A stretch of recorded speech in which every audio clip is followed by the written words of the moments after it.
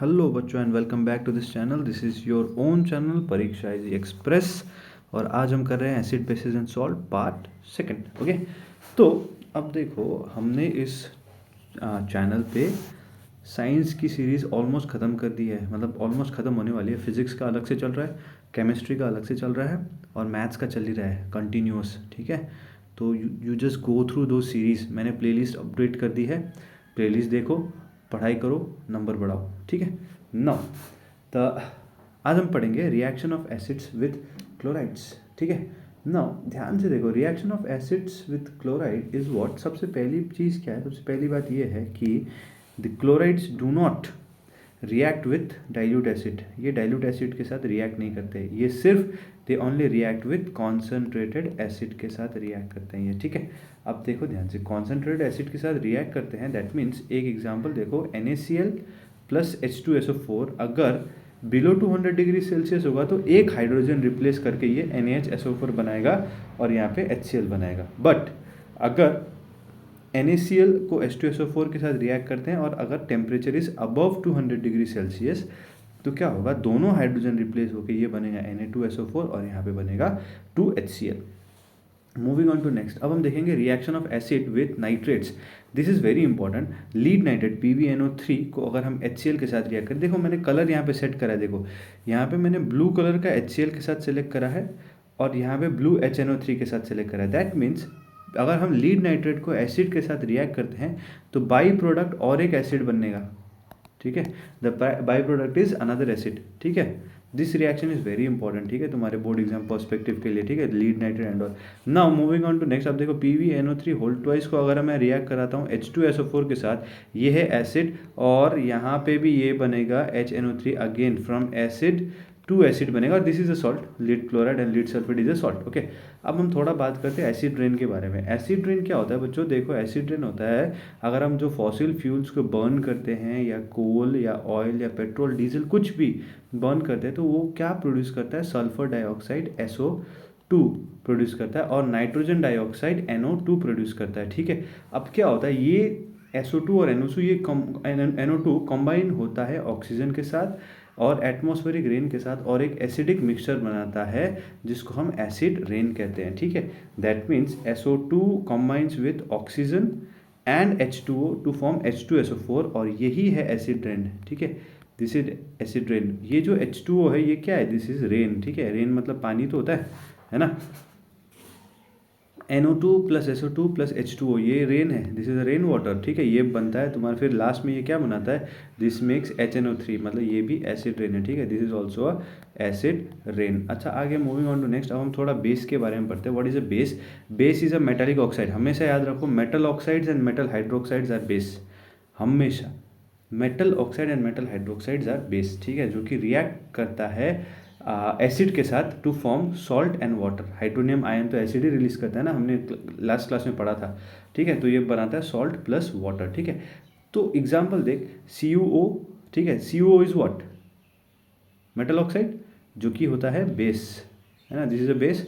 And HCl acid के साथ react कराएगा तो CuCl2 ये है सॉल्ट एंड ये है वाटर। ठीक है, सिमिलरली यहाँ पे भी क्या होता है, AlOH3, this is metal hydroxide जो कि है बेस।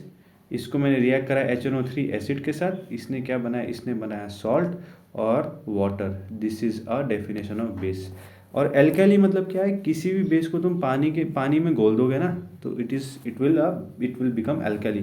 तो an alkali is a basic hydroxide. ठीक है, जो कि पानी में घुलने के बाद प्रोड्यूस करता है OH माइनस आयन। ठीक है, that means basic hydroxide when dissolved in water produces OH minus as a only anion। ठीक है, ओनली नेगेटिवली चार्ज आयन। ये OH माइनस क्या है, ओनली एनायन है, एक ही एनायन ऐसा है जो कि OH माइनस है। इसके अलावा कोई और एनायन होता तो ये बेस नहीं कहलाता, लेकिन इस बेस ने क्या किया, एक OH माइनस को प्रोड्यूस करा, therefore it is a alkali, इसीलिए इसको हम एल्कली बोलते हैं। अब थोड़ा और एडवांस पढ़ते हैं, हम पढ़ेंगे मोनो एसिडिक बेस। ठीक है, मोनो एसिडिक बेस क्या होता है, a base that dissociates in aqueous solution to produce one OH minus, खाली एक, सिर्फ एक OH माइनस निकालेगा। एग्जाम्पल देख, एग्जाम्पल NaOH को अगर हम पानी के साथ घोलेंगे तो ये बनाएगा, ये डिसोसिएट होके तुम्हारा बनाएगा Na++OH- बनाएगा, ठीक है। तो एक NaOH ने क्या किया, 1 मोल ऑफ OH- रिलीज किया, therefore it is a mono acidic base, ठीक है। या तुम KOH के भी बारे में देख सकते हो। KOH को अगर हम पानी में घोलेंगे तो ये डिसोसिएट होके K++OH- बनाएगा। तो एक बनाया, एक KOH मॉलिक्यूल ने 1 मोल ऑफ OH- रिलीज करा, hence it is a mono acidic base, इसीलिए ये होता है मोनो एसिडिक बेस, ठीक है। थोड़ा और आगे चलते हैं। डाई एसिडिक बेस किसको बोलते हैं, जो ये ऐसा बेस जो कि डिसोसिएट करेगा एक्वस सॉल्यूशन या मॉल्टन स्टेट में 2 OH- निकालने के लिए, 2 OH-, this is very important, 2 OH- is di acidic base. For example CaOH2, ठीक है। ये क्या करेगा, ये करेगा Ca2++2OH-, ठीक है।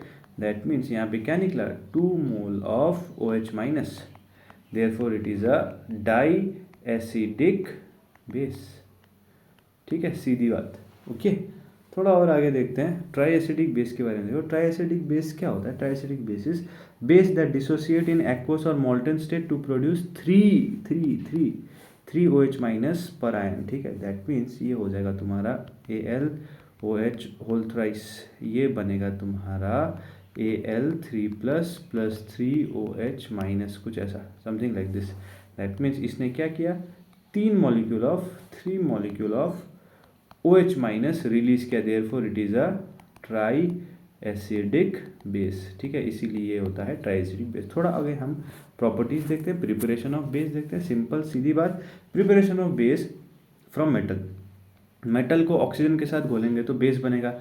एक्चुअली बनेगा क्या, metal oxide, and metal oxides are base. मैंने अभी थोड़ी देर पहले बोला था, that means sodium is a metal, इसको ऑक्सीजन के साथ मिलाएंगे तो ये बनेगा sodium oxide which is a base.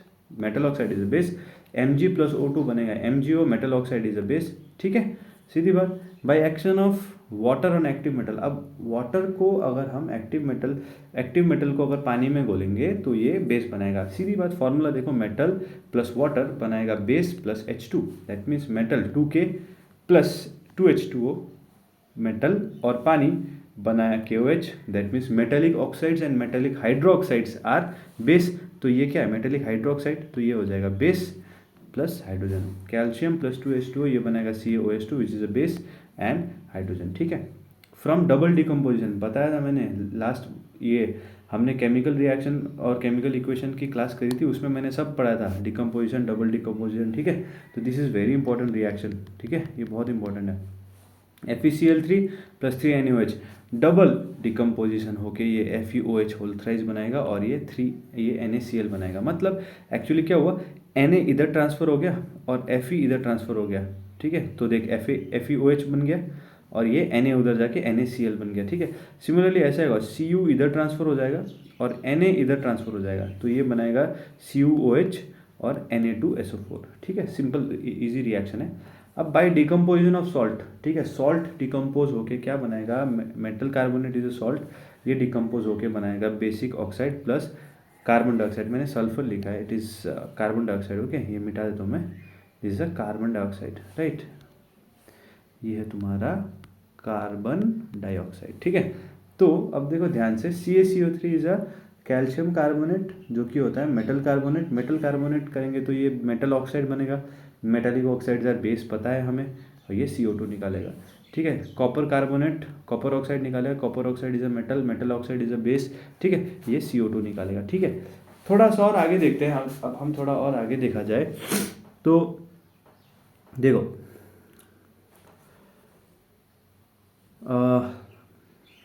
थोड़ा प्रॉपर्टीज़ ऑफ बेस देख लिया जाए, कुछ properties of base, some important property of base, ठीक है। देखो ध्यान से, अगर हम देखा जाए इंडिकेटर